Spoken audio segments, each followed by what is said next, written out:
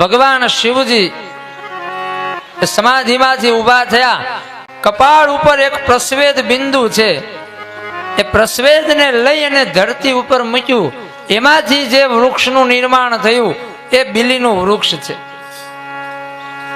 અને માટે એ શિવજીના અંશમાંથી બન્યું છે, એટલે બિલીનું ઝાડ પણ શિવ રૂપ છે.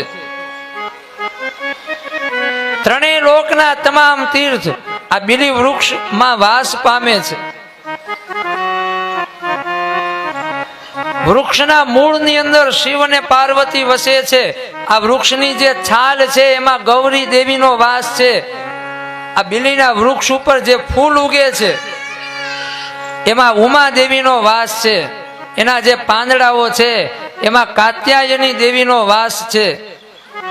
આ આખું વૃક્ષ એ શિવ રૂપ છે.